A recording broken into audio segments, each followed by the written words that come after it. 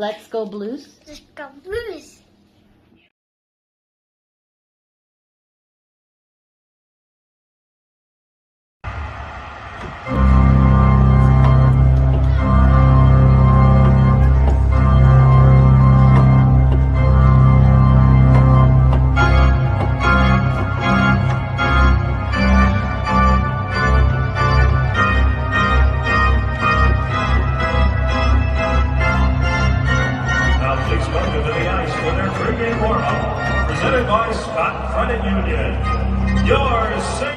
BlueNote Fan Report! Aloha and mahalo. I am Guy, the Hawaii Blues fan, and I am broadcasting live from J P Feilds in beautiful Clayton, Missouri.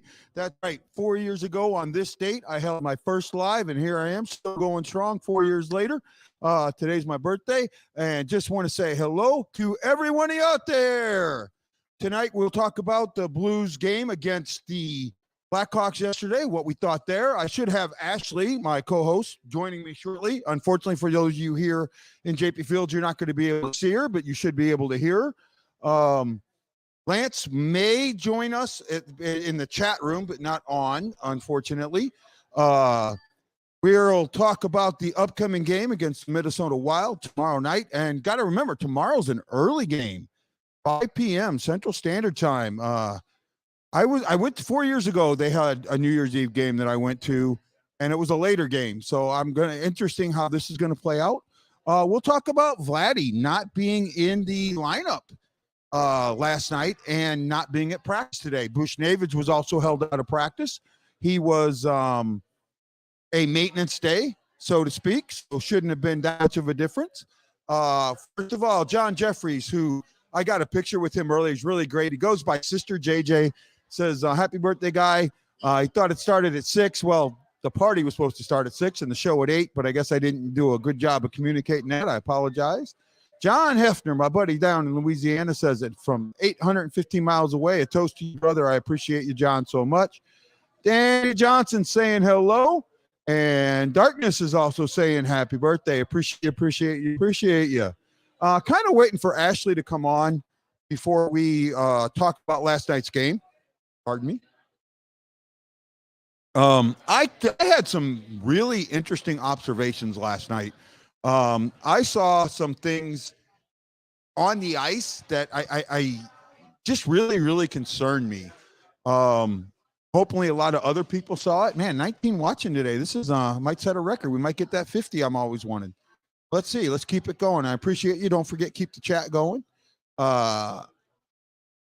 Terry Pumphrey says, happy birthday, Mobster. I appreciate that. Yes, sir.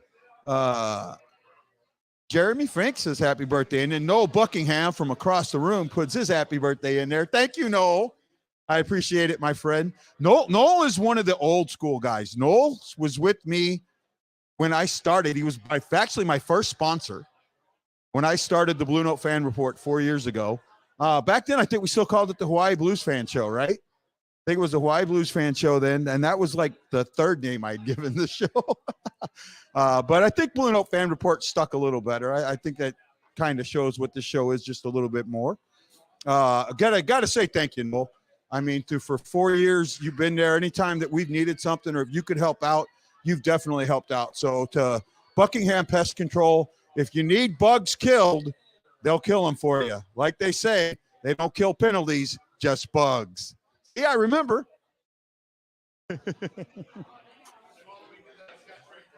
Say again? Yeah, they're not saying it at Centene at all. They're having a trouble killing penalties. Let's see what else we got. We got Roland Spinks, good buddy, saying happy birthday. Darkness saying that was a garbage win. Darkness, I am absolutely with you on that. One of my sayings is that there are good wins, there are bad wins, there are good losses, and there are bad losses. And Lance always tells me there's no such thing. It's either a win or a loss. Last night was a definition of a bad win, right? From the beginning of that game, it felt like nobody wanted to be on the ice. It really did. when you watch the game, now I sat in section 321, so I had a pretty good bird's eye view off the blue line. So that really, it gave me a good perspective. Normally when I come in, because I don't come in that often, I try and sit lower, but tickets for last night were ridiculous. For two teams in the bottom 10%, bottom 10, that was just ridiculous for the prices. But hey, you get what you can. And again, I got someone who I asked me not to say anything or say their name or that gave me the tickets. I appreciate them very much. Thank you so much for that. Last night was the epitome of what this season has been. From the moment they stepped on the ice and the opening face-off, what I saw was a team that just did not care about each other or care about being there. There is something major going on in the locker room this year. While everyone is saying no, no, no, I'm feeling it. Now, I know, Noel, you were at the game. Did you have a feel that what you saw on the ice? I don't want to say it was, I've been to a few games. Actually, the most boring game, there's a good one for you. The most boring game I've ever been to was a game 7 in the first round between the Blackhawks and Toronto in 1994. And there was a total, and I think this is right, of 27 shots on goal for both teams. For both teams, right? It was a 1-0 win, and it just that was the last year of the United Center. That was actually the last game, Blackhawks game at the United Center. I had quote unquote won tickets. I won the right to buy tickets from the Navy back then, and they were walking out of there. It was supposed to be "Remember the Roar," and everyone was screaming "Remember the Boar." So I remember that. Last night wasn't that boring, but it just didn't feel. One of the things that I've talked about in the past has been the play in neutral zone, and I saw that last night. Almost every single pass in neutral zone was to a guy either stopped or going south. There was never a guy hit going north. Almost not one time was a pass made to a guy going north through the neutral zone. They're wasting their time in the neutral zone. And even at practice today, it feels like they practice nothing in the neutral zone. Nothing. And that's where I think the biggest issue for this team is the neutral zone. And I know I've talked about it before, but it just seemed to magnify what I saw on the ice last night. Now, for you guys that are here in J P Feilds, I have an extra mic, right? So if you want to come on and talk with me, you're more than welcome. And I've got if you're watching, I'm going to have to take my volume down a little bit. There we go. I don't know how well this is going to work, but I have a live cam for you guys. Unfortunately, I'm getting some feedback, but I'll do the best I can with that. So you're more than welcome to come on if you want to. Just let me know. And right now I've got, let's go back to the chat and see where we're at. See what these guys got to say. Here we go. Facebook user, I'm not sure that this is happy birthday, buddy. I appreciate it. Danny Johnson, the pound guy, says happy pound day. Thank you, Danny. John Hefter says the game last night, I say bad win. Absolutely. I agree with that. No sound currently here. Well, Randy, I don't know why, because everyone else seems to have the sound. So you might want to check your side there, my friend. We just talked about that, the win last night. I'll probably talk more about that. Let's just say how it was. We were gifted 2 goals of the 3. I don't know about that. I don't think we were gifted 2 goals of the 3. Maybe 1. I mean, 1 was a turnover, right? The empty netter. I mean, you're actually, you should be expected anytime that net's empty to score. Right, you should be expected to score. And the first goal was actually a really good goal by Rosen. I mean, he was set up; he just let one fly. So it was a solid goal by Rosen. So I didn't want to go with that. Thank you, Jeremy. I appreciate it. Yes, no, I'm skipping your comment. Thank you, Danny. How are you doing, guy? Oh, Chris Shockey, who's also in the audience tonight, says no. I'll just type it. Yeah, that's him. Noel says a W is a W. I disagree. I'm sorry, because you know what? The thing is no team is going to go 82-0, right? And no team is going to go 0-82. So you're going to have wins. You're going to get wins that you shouldn't have, and you're going to get losses that you shouldn't have, right? The Toronto game was an L I don't think the Blues should have gotten. I thought they played well enough to win that game, right? But last night was a W that I don't think they should have gotten. Last night Chicago wanted that win, wanted those points more than St. Louis did, and Chicago's trying to lose to get Bedard. They were up for the that rivalry, where I did not see or feel that the Blues even wanted to be on the ice, and that's really sad that you have a professional team. We're up to 27 viewers, man. Thank you, guys. Thank you so much. If you're in JP Feilds and you want to watch this, you can go to the BlueNote Fan Report on Facebook. It's a Facebook page, or you can go on YouTube, BlueNote Fan Report, and you'll see it there. I'm not used to holding a mic, so I'll do my best trying to keep it out of my face, but 23 people watching. Thank you so much. Brad Pond says, I'm thinking we have a chance to make the playoffs. I do think that this is a playoff team, but some things have to happen, right? There's a change that has to be made somewhere along the line. And it can't be a change just to make a change. It's got to be an acceptable change. One of the things that you hear in a lot of the groups is trade so-and-so because he's so poor. Well, you know what? It doesn't work that way, right? If I could, if you gave me a chance just to trade any player to trade a player, right now I trade Parayko in a heartbeat. However, what are you going to get back for him, and who wants him, right? Parayko doesn't earn his $6.5 million at all. He does not play hard on the puck, and he seemed to take Zach Sanford's spot as the traffic cone on the team. I felt like last night he stood around a lot more. And then when someone was at the net, he just let him be there. He never pushed anybody away, right? Net front presence, you've got to make sure that those guys move, that they're not there. They're not in the way. And that just didn't happen last night. And in fact, it's the reason that Kane scored his goal on the power play. That's the exact reason. There was bodies in front of Ben. He never saw the puck. He never saw that puck. Right? I don't think he saw it at all.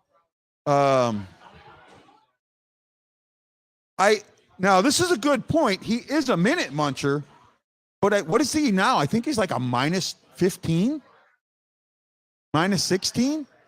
I'd have to look at the stats real quick, but what good does it have him on the ice if he's going to give up? If you're going to score goals every time he's on the ice, right? I mean, for a defenseman, that plus minus is important. And I don't mind seeing a defenseman. For me, a defenseman should be between -5 and +5. That's where a defenseman should be, especially when it spends 23, 25 minutes on the ice. I'm okay with between +5 and -5. He's not even been close to there. Terry says Blues are first round one and done team right now. I absolutely agree with that. Oh, there's Ashley. Ashley's chiming in. We're waiting on you, Ashley. Where are you? Parayko is the 5th best defenseman right now on this team right now. I don't know about 5th. 4th maybe. Right? Falk. Well, you got to remember, Krug is injured, so with Krug being out, that kind of elevates him a little bit, right? But I would put Falk ahead of him. Definitely put Letty ahead of him as far as what they're doing on their work on the ice. I can put Mikkola ahead of him. Actually, let's see, that's a hard one. I don't know if I can put Mikkola ahead of him. Huh? Yeah. So to me, that would make, because of Krug being out, that would make him third. But if Krug's healthy, Krug's right there with Falk. Krug's right there with Falk. Yeah, I'm having brain fart over here. Let's see where else we are in. Lots of viewers. Last I saw I was at 17, so dropping a little bit. Bring in Churin. Oh, I don't think it's worth it. I don't. I think, yeah, but what do they want to get him? That's the problem. It's not what he is, it's what they want for him.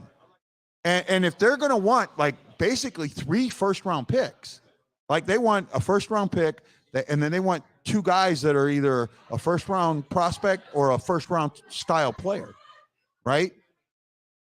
Again? Yeah, well, then they don't have to let him go. They don't mind losing. They're a team that right now, until they get a new building, they're not going to care about wins and losses.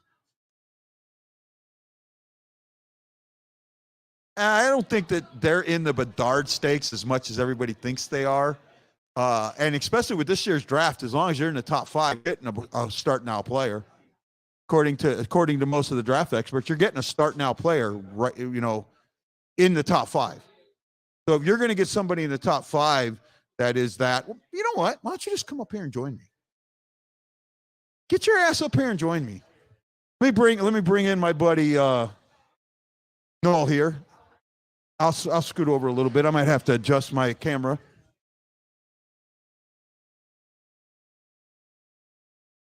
I do.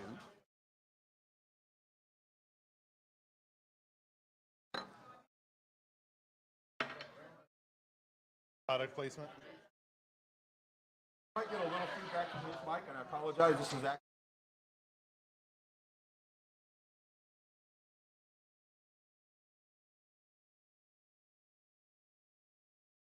Peace.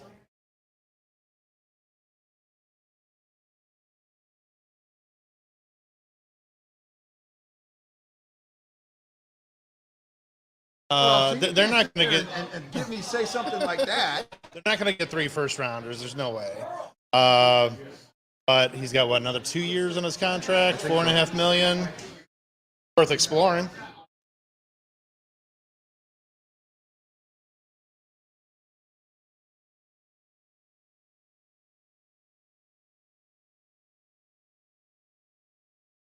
Higher this year. If they're any higher, I think they might. Not going to be in the.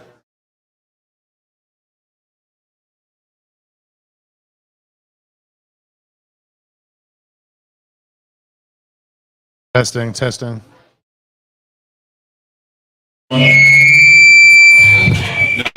It's this mic. I got to work with this mic. I had it off. Okay, is that a little better? Can you guys hear me now? Right. Okay. There we go. Sorry. This is the mic I normally use, but it's set up. It's like a singing mic, so I just got to kind of deal with that. Sorry about that. So you guys didn't get to hear what I said. So my question to Noel was, what do you give up to get to Churin?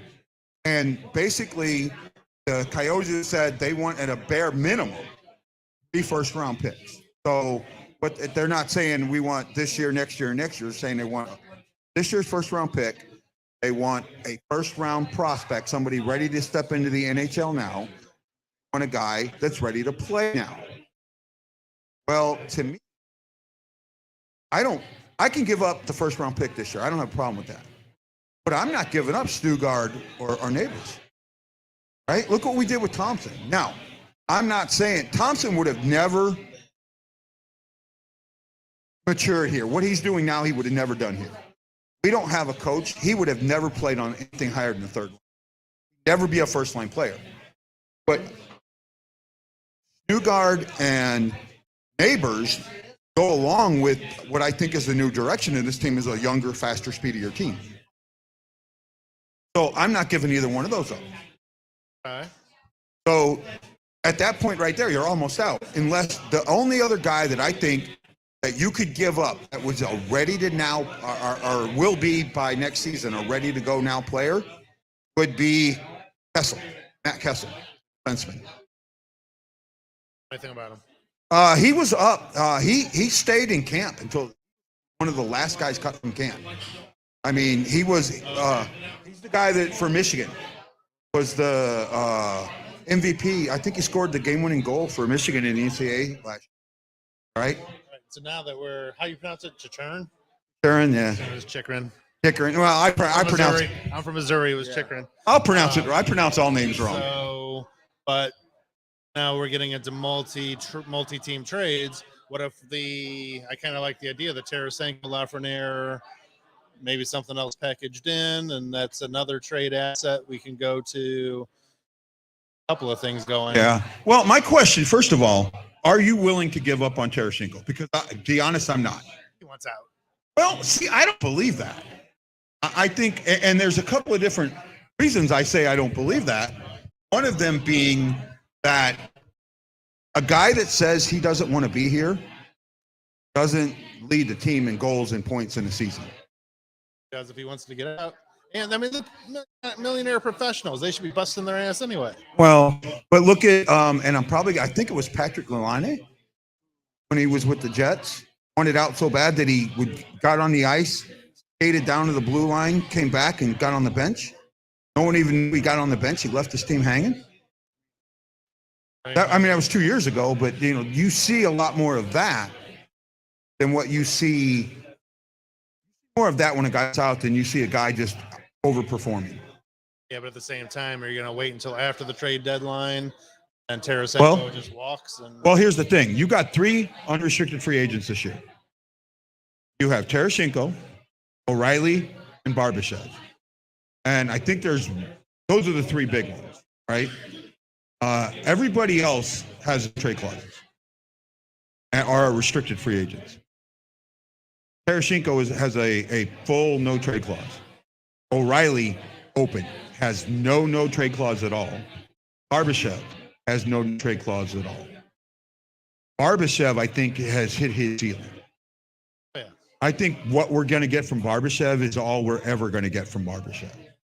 Wasn't bad. Not, but Barbashev is worth a low first round pick or a high second round pick. Or other pieces, right? He's worth some prospects. We can sign him to a decent deal and we keep him. Again, that's what my question is, because if you want to sign him to a deal and keep him, he's never going to be anything more than a third line player. What's his contract? Do you know? Right now it's 2.9. He'll probably get 3.5 to 4. Exactly. I do not want to play a fourth liner $4 million. You're not. He's making 2.9 now. He's going to get a pay raise. How old is he? 24 or 26. This is his the 26 year. This is his year, right? I think he's going to get both. I think he's looking. He's not going to get a Kyrou, and he's not. You know what? Grab the mic. Grab that mic there, bud. I don't have to bring him on, but I can have him talk on the mic.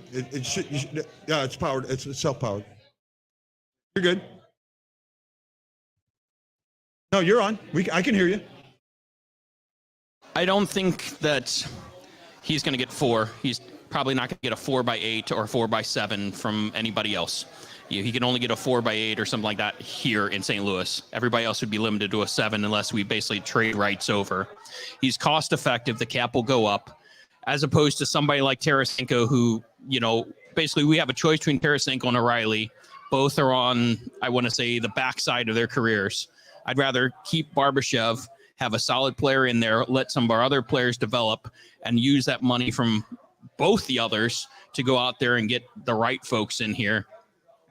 I like O'Reilly. I like Tarasenko. I don't like them at 9, especially at the sort of terms that they want. But what if we could get O'Reilly for another 5 years for $5 million?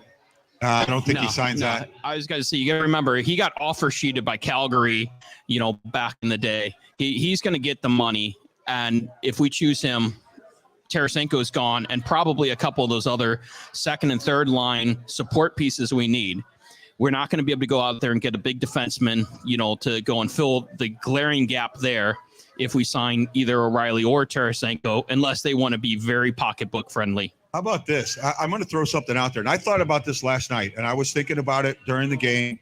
And I was talking today, and I won't say who I was talking with because it was kind of an off-the-record conversation. I was talking with somebody today, and I looked at that team and I out there on the ice, and I said, you know what? Missing something. And I think what it's missing, and I hate saying this because I never believed this. I've never believed this. I think this team is missing maroon. They don't have a maroon type player, and we haven't had that type of locker room on the ice guy since maroon. Now, I was told that Bozak is kind of that guy, and that Perron was kind of that guy. Bortuzzo's sort of that guy, but Bortuzzo's not enough in the way of production. And I was going to say maybe the Wild will leave Revo here while they're in town. I have never been a fan of Reeves. He's got good hands for moving the puck through traffic. He's not a playmaker. For somebody that's an enforcer type image, he actually is better with the puck than most of them. So, and he's a great locker room guy. Okay, I get look that. At all the pranks he was pulling when he was in Vegas and all that. Oh, Okay, and I get that. But if that means that much to a team, why has he been on so many teams, and how many rings does he? He will help a team, but he's not going to take a team to the next level. And now this team, I want a guy that's going to take us to the next level that has his skill set. Well, that's not Tarasenko.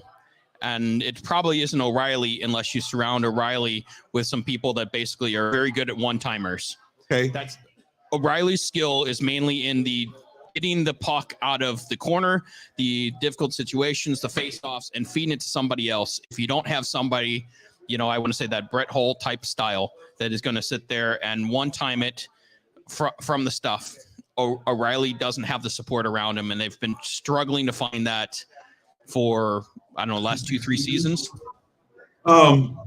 He had good chemistry with Perron, and while Perron, is a solid player and all, they haven't found somebody besides him that they've really gelled with. Well, see, this is my issue with this team in Perron. If you're going to take one player off a team and a team fall apart, you were never a team. And that's why I don't feel like Perron is that guy that everybody thinks he is. He wasn't. We exposed him to Vegas. We traded him to Pittsburgh. We traded him to Edmonton, and we traded him to somebody else, I thought. No, we got rid of him at least 2-3 times. Twice. This is the only time it's fallen apart. So it's not that he's a generational talent. Here's one of the things with Perron. He sold a narrative that the Blues didn't want him back, and that's not the case. Because if you remember, at the season-ending press conference, Perron sitting where Noel is, Doug Armstrong sitting where I is. Doug Armstrong stated, we have offered him 2 years at $4 million. Perron comes back and says, they never offered me a contract. And he used the word formally. I'm sure they had discussions. I'm sure they banter on numbers where I got the impression that what it was is he was expecting a formal offer on paper by the end of the season, and Army wanted to kind of see what he had and wait till after the season. And Perron's at the point in his career, Doug should get off the pot. Maybe. What did he end up getting? Didn't he get? He got 4.75. Yeah. And I mean, we're talking about, whether or not we could afford Barbashev. It's like, that's what they're offering Perron. I don't think Barbashev's getting 4. Well, unless it's a 1 year, prove it contract. Here's the thing with contracts, and I think most people look at contracts and go from year to year, right? If I'm a GM and that's all I'm doing is looking year to year, I'm destroying my team. Yeah, you need to time the pieces so they're in sync at the same window. And you're kind of missing where I'm trying to go at on this. one of the things that we know is that the cap is only going to go up 1 million next year. The year after that, the projection is 4.5 million. And then the year after that is another 4 million. And the year after that is 4.5 million. Those are the projections. So you got to look at that when you do a contract. Now, the other thing is, a lot of people look at a contract. That's too simplistic. So I think Doug Army has been very good at this. Is you need to think of where is going to be the core of my team in the future. He made that decision of it's going to be Kyra and it's going to be Thomas back when he traded away Tate Thompson to get O'Reilly. And they wanted the same situation as the Chitrin contract you're talking about. They wanted the top prospect or two, and they wanted to get rid of O'Reilly, not because of any problems with O'Reilly. They had, first off, who was they had Eichel. They had somebody else that was a center behind them. They had young talent that was 3 or 4 years out that were buried behind O'Reilly. Buffalo needed to develop them and wanted a prospect that's going to hit the same time. Doug Armstrong made the decision of the 3 guys that I got that everybody's clamoring over. Thompson's the one I want to cut. I want to double down on Kyrou and Thomas. And he's shown that with the contracts here. He couldn't have offered those contracts to them this year because, if you would have signed Perron, it wasn't a matter of affording Perron. It's a matter of affording the folks 2-3 years out on the stuff and building a team that has a cup window.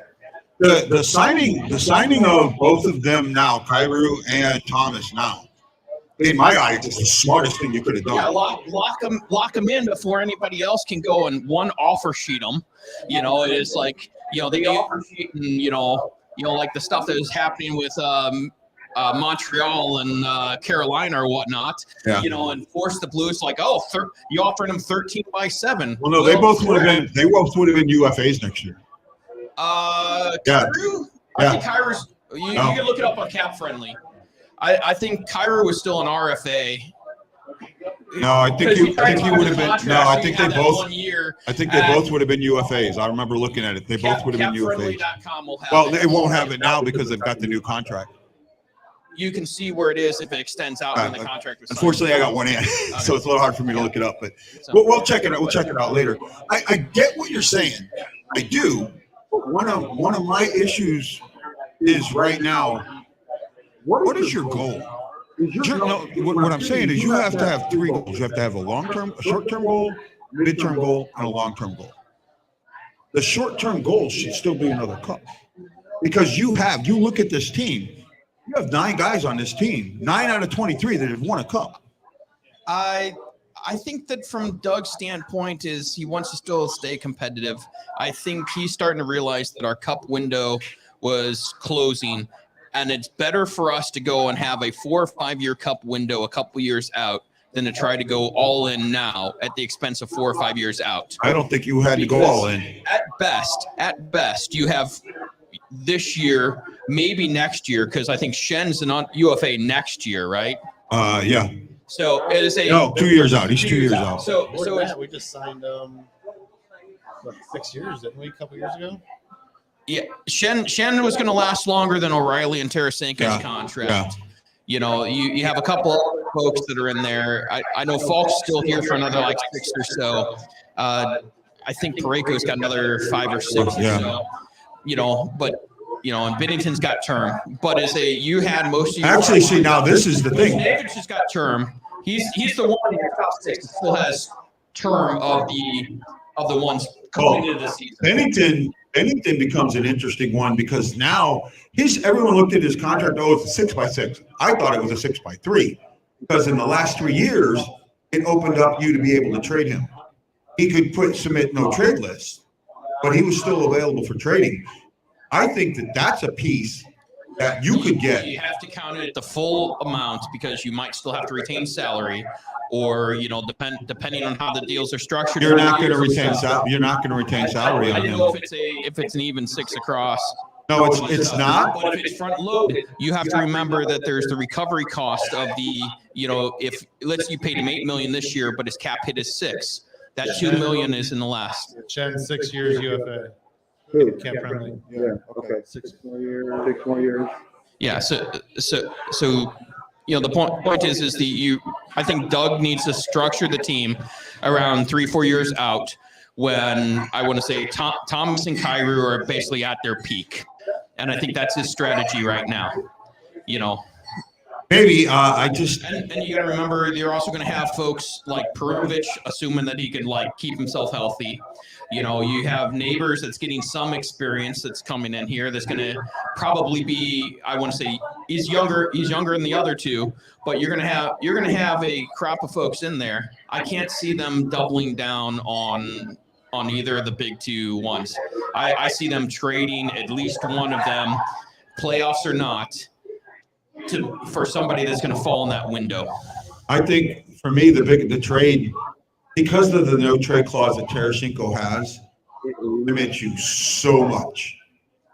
You're going to get. Reason Doug does he doesn't do no movement clauses. Yeah. Because he has the weapon of saying you don't want to get traded? Fine, great. I'm going to put you on waivers, and let's see where you wind up. Well, even that, you can't just put. That's the screws he can put to somebody, because it depends on waivers, and he wants to dump that. If he really wants to dump that contract, he puts him on waivers. Somebody takes that whole contract, and it's the shittiest team first. So congratulations, you're playing for the Ducks. I think by going and putting that lever there, he can go and say, look, you and I both know we're not going to re-sign you. We'd like to put you in a new home where you can go and get a trade and sign with a place you'd like to be. Where's on my list of places that have prospects I want, and are your places on places you'd like to play? Otherwise, you're rolling the dice. That's the lever that Doug has for I have a quote unquote no trade clause. Because how many no trade clause folks do we see get traded every year? that's true, but a lot of them is. If they're getting traded, there's love lost between, they enjoy the team and they know that this might be a better thing for the team. With Vladdy, there's no love lost. And here's the other thing. You cannot just put a player like Vladdy on waivers. You can't just tomorrow decide that you're going to put him on waivers. Why not? Because that's the way the CBA is written. In order to put him on waivers, there's certain steps that have to be taken. No, you can put him on waivers. You can't put him directly to the AHL. You can put him on waivers for the intent to move him to the AHL, or you can't unconditionally release, but you can put him on waivers for a number of reasons, including I'm just going to go and send you to Springfield, on the stuff, and knowing that he has to clear waivers. They can't cut the contract without cause. They still have to pay it, but it comes off the books from the cap. As soon as I know that, but from what I gathered, and I'll have to do a little more research on this to make sure I'm right. But from what I gather, it's like the Kane issue, right? With Kane, when San Jose wanted to get rid of Kane with all that stuff, they put him on waivers using this is what we have. They had a reason to put him on waivers. You don't need a reason to put on waivers on the stuff, but I'll let you follow up on the stuff. But Kane also, the reason he wasn't claimed on waivers, even though Edmonton clearly wanted to sign him, was they wanted to sign him on their own terms, not inherit the terms they had from San Jose, both in terms of actual cap hit and in terms of years. So, that worked out well because, both teams got what they wanted there. But I'll do some checking on that. And I'm doing a show on the 2nd. So I'll bring that up on the 2nd. So we'll talk more about that. So I had a couple of questions. So one of them occurred to me since you said you had a pest control company. Who's your favorite pest in the NHL? Are you there, Ash? The stinky gloves, I'm here. the cheap hits, Steve Ott sort of type player. Who's your favorite currently in the NHL? I've never really thought about that. As dumb as that sounds, it's actually a physical company. But I'd probably consider a pest. I mean, the guys that get under your. I can't believe we didn't sign Maroon for what, $900,000. Yeah. Most people go to the Marchands of the world and stuff, but there's a lot of those folks. The stinky mitt or the cheap whack or whatnot on the back of the calves. I got it. I look at it different. I love when Bennington turned. Well, yeah, I'm like, that was great. I loved it. Yeah. Maroon. I'm chubby, but I'm effective. Yeah. Me too. So, Jen, the gloves, just knocking somebody in their ass. Love that. But yeah, so probably I just look at the question.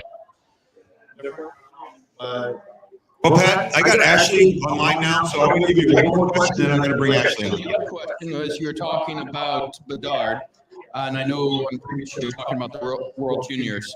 Of all the folks in the World Juniors, who would you be most interested in the Blues drafting? Let's assume Bedard is not that choice, because that would mean that the Blues basically really sucked it up and came nowhere close to the playoffs, because there is a 10-spot move up with the draft. Yeah. So even if we just miss, we're not going to get Bedard. Yeah, I get that. So of anyone's there, and I know I have my answer to it. I didn't know who you would think. I don't have, I'll be honest, I haven't looked at the prospects list. Or who has impressed you with the World Juniors outside of Bedard? Really, the one that's impressed me the most from what I've been able to watch because of my traveling is somebody we have already drafted. Stugard. Stugard has absolutely just gone out there and been a beast when he needed to be. And right now, that's who I'm really happy we got this guy. So the one that I had was actually the goaltender from Latvia. Despite the fact that his team hung him out to dry and had no offense, and they've lost all 4 games, he's put up something like a 916 or something, save percentage. He's been playing positionally well. He's draft eligible. I think it's what is his last name? Burzin or something like that. Patrick Burzin. He's the goaltender for Latvia. He's played very well. I caught the Latvia Switzerland game, the shootout. I would be interested in the Blues drafting him, especially knowing that develop that pipeline of goaltenders, not knowing what the future holds for Bennington and Hofer and Derzenko. There's another one that's ahead of him. I can't remember who it is, but Derzenko is the one I like. Out of all of them, he's the one I like. Yeah. The thing is with the Latvia, you have to have enough competition in the pipeline to fuel these folks in there, because if they don't have pressure from the depth charts, these guys are not going to get to their top. I get that, but I think I'd be interested in him. I don't know if he's a first round. No, I think he's somebody you could get in the second or third round. And it's like I'd be very excited about seeing him come and play at Springfield. Yep. Okay. Well, Nolan, Pat, I got to thank you. I got Ashley here, so I'm going to bring Ashley on. Hey, Ash, how are you, my friend? I'm good. Can you hear me? How are you? Good, good. Let me turn your volume up here a little bit. Can you hear me? There you go. Can you turn your volume up a little bit? Yeah. Are you good? I'm good. Can you hear me? Yep. I'm going to change mics. There we go. Okay. Yeah, Jason, I know that you can hear me, but can Guy hear me? Yes, I can hear you. Okay, good. So it looks like you guys are having a good time there. Yep. How are you feeling? Well, I can get on camera. That's about it. It was Ellis, guy. Let me hold on a sec. Ellis.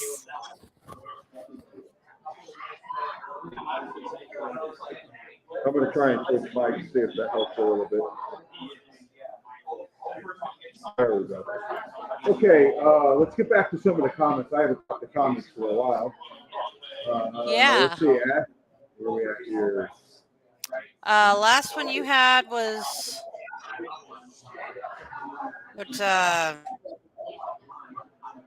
Bring in Sharon. Brad Pine, when are you interviewing me? Brad, I will send you a message tomorrow and we'll try and set something up. I'm getting Stephen. There we go. That might let us a little bit. Okay. But you're on the PK, those negatives add up. You don't get a negative on the PK. You only get a negative 5 and 5 or if you give up a shorthanded goal. That's the only time you get a negative. You Yep. do not get a negative for a power play goal. Is the echo you don't. still really bad for you? No, it's gotten better. Okay. I'm doing the best I can. I'm just going to go to the bottom of the comments and we'll go from there. Jason Nichols says Vinny is the only player that I can stand. I don't know. I like him. Except their team because they're agitators. I'm lost in the comments, so we'll go from there. That's so cool that you do the show there. Yeah, Soup, Jim Campbell has been really great. The fun thing was when I got here, he forgot to tell his staff that I was coming. So we had to scramble a little bit. We got it set up. Now I'm getting muffled. Okay, Very nice. Let me try and make that a little better. Is that any better? Hope so. You know, these remotes, it gets hard to do. But let's see what we To have. me, Come on it with the was comments. whenever I wouldn't you even were watch it. 13 having. likes today. Patty Parks, I think she's still here. Hi, Patty. Aaron Coulter. I went to high school with Patty. So, one of my high school friends. Aaron Coulter, Chad Skiller, Brandon White. Hey, Brandon. Jose Figueres. I seen Jose made a comment earlier and I missed it, but I apologize. Jose Figueres. Jason Nichols, John Senator, Brad Farm, Sammy Helm, Deep Guido, and a couple more that I can't see your name. We're trying to get my thought process back down there. Are you ready for tomorrow night, Jay? We haven't talked about Minnesota yet. Absolutely. What do you expect tomorrow? I'm hoping to see a little bit more togetherness with the team because yesterday it just felt like they were not on the same page whatsoever. It doesn't sound like Tarasenko is going to be back tomorrow. He wasn't in practice today. So they're going to have to come together and play as a unit because Minnesota is a much better team than Chicago. I actually think. Lost you, guy. Can't hear you.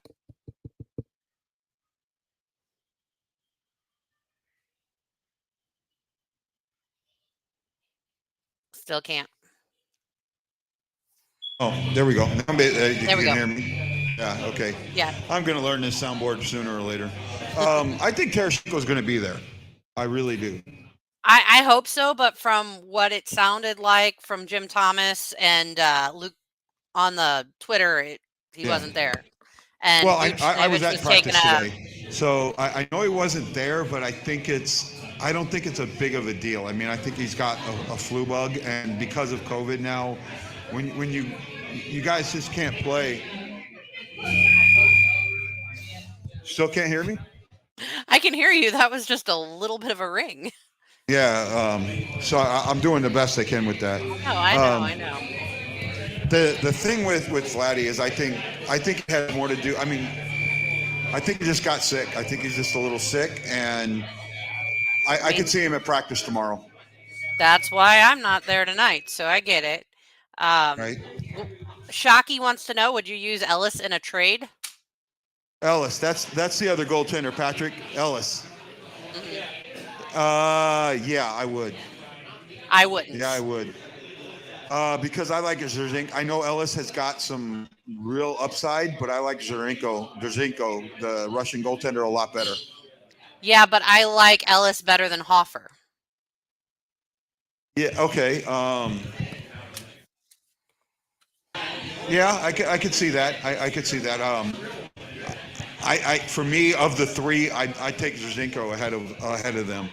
I would take him too, but I'm saying that I still wouldn't get rid of that third, Ellis. I would go with Hoffer before Ellis. Understood. What are you expecting from Minnesota's big guns tomorrow night? We're definitely going to have to stay on Kirill the Thrill, but that's really the only big gun I feel they have. He's the only one that makes me worry. Yeah, for me, I just want to see, and look, I know I'm not a Reeves, and I was talking to him. See, I was at practice, so I talked to Jim Thomas, and I talked to most of the company, all of them, and Darren Pang, and a few others. Everyone seems to think that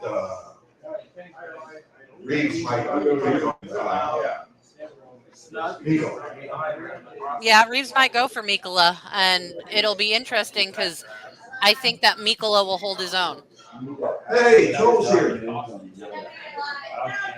The troll is here on my birthday. Thank you, troll. Yeah, I know my video just right now, the only way that I can fix it is to completely take these off. And I don't want to do that. I might be able to do one thing though. I'd have to reset. And we're getting close to the end anyway, so I'll try to get this. There we go. That'll kind of work a little bit. Yeah. Now I can see you. Nothing I can do about that at the moment. There we go.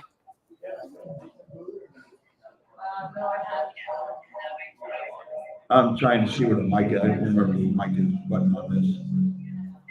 So you're getting some feedback. I just can't make it go away. That's fine. It's much better now. Okay.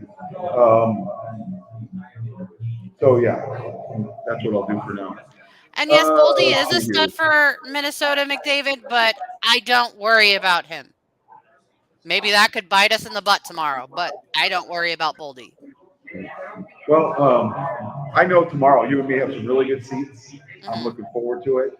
I hope to see everybody there. Don't forget, I will be doing 2 more lives while I'm at home on the 2nd and 3rd at Cusimano's in Manchester. Please, or Kirkwood on Manchester. If you can check it out, please check it out. I had a great show tonight. Great birthday party so far. I appreciate all those who came out. Thank you so much. Ashley, I know you're not feeling good, so thanks for coming on. Greatly appreciate you.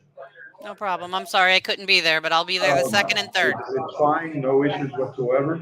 Well, guys, I'm going to end the show a little bit early. I want to thank Noah Buckingham and Patrick for coming on and giving us some good Blues analysis and talk. And hopefully I haven't bored everybody here at J P Feilds. And I want to thank J P Feilds staff for letting me set up and getting this taken care of with Jim not telling him. But Jim Campbell, thank you so much. Mike Zook stopped by earlier. Tim Field stopped by earlier. There were a couple other people that were here that I can't mention. But I say thank you to each and every one of you that showed up. Have a great night. Oh, let me make sure. Chris Shockey, you've been following me for a long time now. And you've been a great friend. I know that I helped get you in the Warrior Hockey program from the videos that we did and that. And your support warms my heart, Chris. And I just want to say thank you from the bottom of my heart. Right? I appreciate you.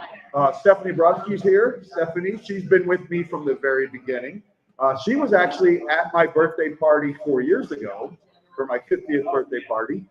So I appreciate her for showing up tonight. And Patty Parks from high school, and I had a couple other high school friends. I got Patrick here, who was at one time on Twitter, but not anymore. I'm not going to say anymore out of his privacy. He's asked me that. Gloria is here. Gloria, thank you for showing up tonight. And everybody else, I hope you enjoy this version of the BlueNote Fan Report. If you'd like to see the BlueNote Fan Report, we are on Facebook and Twitter and YouTube. On Facebook, we are BlueNote Fan Report. On YouTube, we are BlueNote Fan Report. And on Twitter, we are at BlueNote Report or at HISTL Blues Fan. I think that's it. I can't remember anymore. But yeah, it's scrolling on the bottom there. The one last thing I want to say is thank you so much. Have a wonderful evening. This is Guy, the Hawaii Blues fan, for Ashley Slapshot Jones saying aloha, mahalo, and we'll see you all on the next BlueNote Fan Report. Aloha!